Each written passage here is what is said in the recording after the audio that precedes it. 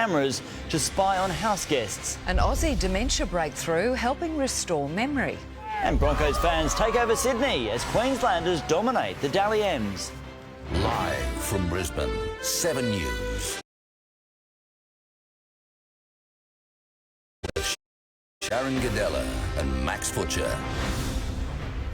Good evening. It started with smoke and ended with storms as a weird and wild day of weather unfolded throughout the southeast. Heavy rain and hail fell across the region, bringing some relief for those still fighting fires. After a long absence, the wet stuff made a welcome return. Oh my God. Storms sending down heavy rain. It's absolutely hammering down in Brisbane. Some wild winds. There's a storm hitting now. Crikey. Even hail on the Gold Coast, giving snowboards an out-of-season run.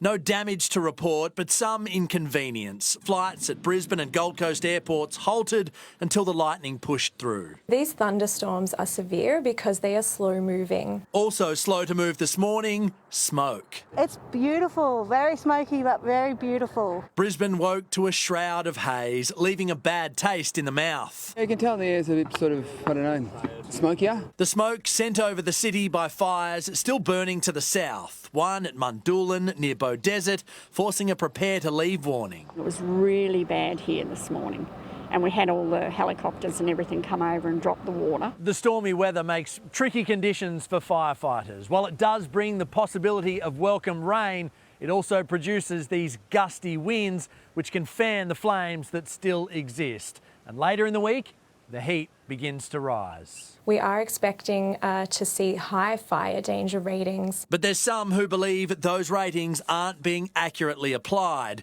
Experts say incorrect data is being used, resulting in exaggerated risk, possibly leading to people not trusting the system. There's warning fatigue, if you like the boy who cried wolf. When we need them to act under those extreme catastrophic conditions, there's a chance that they'll say, well, we've heard this all before, and nothing happened.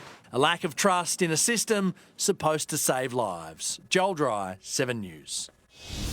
And Rachel Baxter, a lightning strike left thousands without power this afternoon.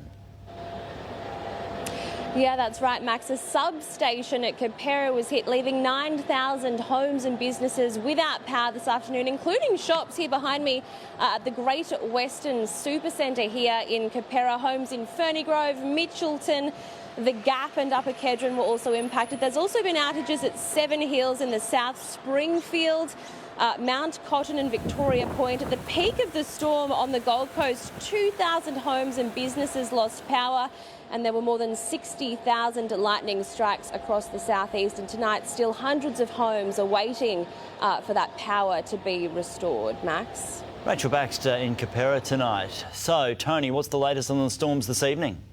Well, Max, all warnings have now been cancelled and we're just seeing a bit more rain before it all clears very soon.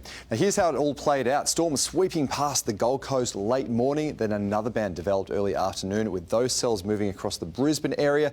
As we move towards this evening, it's all moved north and spread to more steady rain and is slowly clearing towards the coast. Now, the Flagstone area, scene of yesterday's fire, picked up a very welcome 50 millimetres of rain. I'll be back soon with the forecast.